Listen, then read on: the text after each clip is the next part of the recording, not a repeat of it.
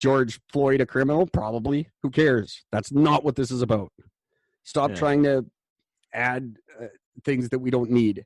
You're just confusing it and taking away from what's really going on. And for a woman of color to be doing that, I know where like her stance is. I get it. I respect it, but it's not the time. Yeah. It's not the time for all lives matter. It's not the time for George Floyd is a fucking criminal. It's the time for cops need to quit killing black men for no reason. Mm-hmm. All this other shit doesn't matter. It's sideshow shit. Quit it. No, that's it. Stop giving them control. That's what this is all about. That's why, like Gord said, you're not rioting in their neighborhoods. You're rioting in yours. Yeah. Exactly. They're not losing sleep at night. They're not losing money. It's not their businesses being broken into. No, it certainly is not. Fucking bastards. You remember? No, I don't. Sorry, go ahead. No, done. I'm going to leave it. I'm done. That was, done. I don't know how long that was, but that was a long enough. That was a good one. For now. I'll go back to it. We'll come back. Don't worry, because pretty much everything I'm talking about is going to come back to it at some point. So, I found like this story jumped up and I found like perfect. I read through the story. I'm like, this is great. Eric will fucking love this because it literally, it's exactly what you said would happen. I told you about a video. It was mentioned as like a snippet piece as we were just talking about a whole bunch of fucked up shit that's going on with these protests. And I mentioned how I saw a video where a cop drags one guy out of a fucking car. They're like university kids and they're just leaving a protest. And the cop literally comes out, drags one guy, tries to drag the driver out of the fucking car and ends up tasing them both. Oh, okay. It was just a little, I just mentioned it as a brief. Yeah, I saw these fucking crazy shit. Well, the two cops who were directly involved were fired after they were showing them using stun guns on the two college students. Yeah. They were fired as soon as they saw that. When the police chief or whatever saw the police chief and the mayor, when they saw this, they said, "Okay, fuck these guys. They're both fired right away." Well, the two cops have now filed a lawsuit saying they're fired in violation of the city's code without investigation, proper notice, or pre-disciplinary hearing. Exactly what you said. I mean, word for you literally said without investigation, without proper notice, without disciplinary hearing. You nailed the shit out of it. So they have that, which I thought was great. Now, where these guys lost their argument was the suit states that the officers were denied due process, and the other officers who engaged in substantially similar contact were not dismissed. Yeah. Just because somebody else did it, that's where you lost your argument, buddy. That's why they bumped up the charges against Buddy, eh? Yeah. Because they couldn't, if the original murder 3 charge, they couldn't, the other officers, you can't aid and abet murder 3. There's no aiding and abetting that crime. So they had to make his crime murder 2 to get the other cops charged. Oh. I listened to a lawyer. Nice. Good man. Mark Garagos, the most unpopular lawyer in the world. O.J. Simpson's lawyer. For those of you who don't remember, who did he defend? Everybody. He defends all the worst of the worst. He's now defending Scott Peterson, who's getting a retrial. Oh. Because something about death penalty was overturned or something like that. And he was sentenced, like he was sentenced to the death penalty or whatever, but then it got like overturned in the state or something like that. So now he has to get a retrial because the jury selection, they picked like a pro-death jury, and that's, I don't know, some violation. Anyway, Mark Garagos defends all the worst. He's very rich, but he doesn't care. He wants the dirtier the better. Yep. But he's not getting involved in this case, obviously. But he's got very intelligent things to say about it. He has a very good podcast. I don't recall what it's called. That's terrible of me. But it's like a law podcast, and it's very interesting. Very cool. So yeah, that was cool to find out. But anyway, sorry, I know that was off topic. I just wanted to mention that. Yeah, charges are interesting things. Yeah, no, I just knew you'd fucking love that one. Just thought that was great. Well, I would like to say I'm surprised. No. Now, the other one that we talked about, again, albeit briefly at the time, which was the video of the cop that shoved the 75-year-old protester. You know what's funny? I accidentally this weekend ended up mixing and mastering and publishing that episode twice. Oh. So I've heard the conversation several times now. So you actually know what I'm talking about this time. Nice. I totally had no recollection of doing it, so I did the exact same episode twice, and I almost identical both times too. The editing. That's funny. So anyway, sorry. Yes, I do recall. So 75-year guy. Now this guy has been doing peaceful protests and part of them for years. He's a big, tall, fucking old white guy. He got in front of the cop's face with his phone in front of him. I mean, he's being a dick. He's being arrogant, waving his phone in front of the cop's face. But nonetheless, cop fucking walks up and shoves him. Guy flies back, clamps his fucking head off the concrete, blood starts pouring out of his head, and the cops just keep walking by. A third cop stops to help, and the first guy looks back, yells at him, says, fucking just keep moving. And then so he just left him there and kept moving. Right. The guy is still in hospital for when this happened. Now, the reason why I bring all this up is because our good old buddy fucking Trumpy,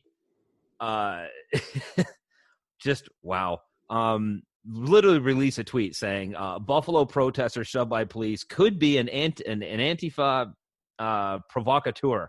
74-year-old Martin Gugino was pushed away after appearing to scan police communications in order to black out the equipment. He quotes OANN, which is the One American News Network, which is they're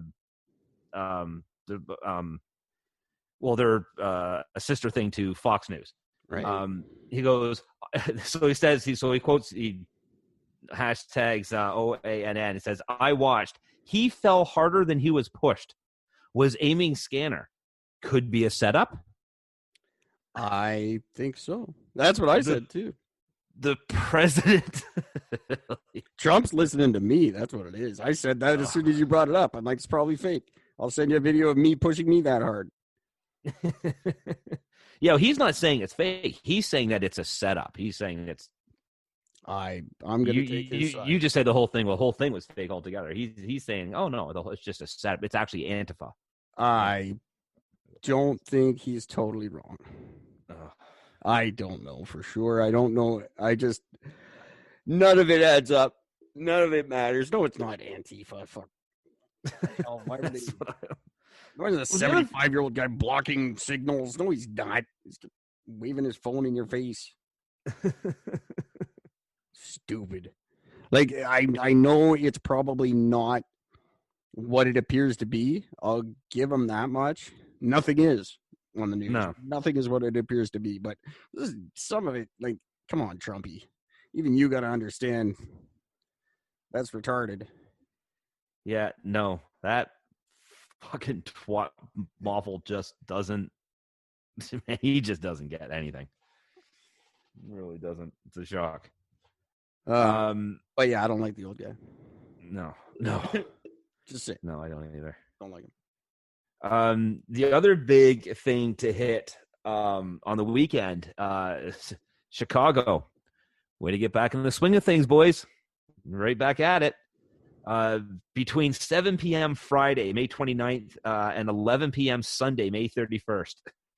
25 people killed in the city with 85 wounded by gunfire. Very nice. It is the one day alone was 18 murders in 24 hours. Beautiful. It's the most violent day in 60 years in Chicago. Now, why did we do social distancing if we were just going to get out and kill each other? Right. What a waste of your lives, idiots. Well, because Trump which he's doing, is now saying, hey, crime's been at its lowest. That's because of me. Yeah, which he sure. is doing. But it's not really at its lowest because you've got 10 days of riots and Chicago killing themselves. Yep. So they're gonna make up for lost crime. and they're doing a gangbuster. So yeah. Ridiculous. In case you guys haven't clued in, those listening on the air, you might not be able to hear so clearly that I've got a runny nose and sore throat. I've clearly been COVIDed to keep silent. So this will be the last episode from Eric. He's going to die tomorrow, apparently. I refuse. Don't forget, I am right chock full of fucking flesh-eating disease. That'll eat the shit out of your COVID.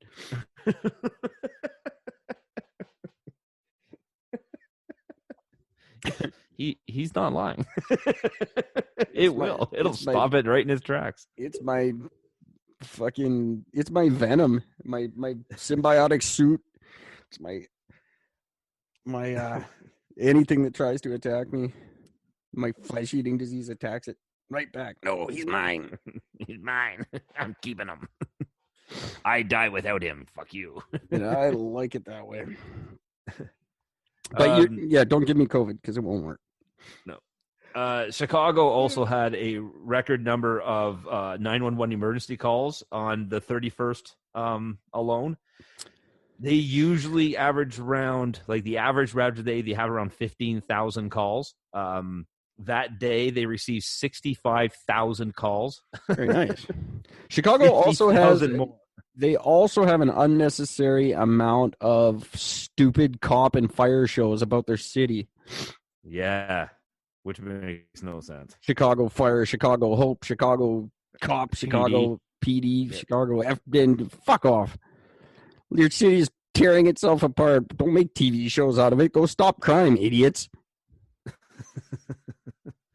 Can't do that. So yeah, I'm just insane numbers. I'm boycotting deep dish pizza. Don't ever say that. No more Chicago deep dish. I've never had it, so I can't boycott something I haven't had yet. That's just mean. That's so cruel. Well, you could have it. I'm just not going to. Okay, I will have it. I'm not banning it. I'm just boycotting it. Oh shit! I'm tired. I went to work 1 hour early today, and I'm fucking destroyed. Just dying from it now. It's not even early. I went at 7 instead of 8. Like it's not like. Well, dude, that half an hour extra early I was going into work killed me. It's just half an hour. Yeah, but that was at least an hour that someone might empathize. Like no one starting at 7 a.m. That's not fucking early. That's average. Yeah. But I started at 8. I only got to push snooze 4 times instead of my standard 12. Have you ever heard the names John Spiller and Jacob Mears? Yes, they are porn stars. Hungarian porn stars, I believe. Are you actually reading the article? No, I have no idea. No, because you're completely wrong. It's okay. Yeah. John Spiller and Jacob Mears. They both they started up these 2 businesses, one called Rising Eagle, the other called J Squared Telecom. They were insurance telemarketer companies. I've heard of J Squared. There's probably a reason for that because the Federal Communications Commission is proposing a $225 million fine, the largest ever, against 2 health insurance telemarketers for spamming people with 1 billion robocalls using fake phone numbers. Nicely done, fellas. I can do that. I can do that for our podcast. I don't, but I could. Well, apparently you shouldn't. Don't. Bad idea. Bad idea. Only if you get caught. Yeah. Well, I mean that's the trick, right? That's pretty brutal. Amount. That's the U.S. obviously. That's the U.S. and it was over the course of 4 months. They did 1 billion calls in 4 months. All to the same dude, right? What the fuck, man? This is like the billionth time. Dude, you're over exaggerating. No, it turns out they called him a billion times. Oh, it was exactly a billion. And then he shot his phone, and then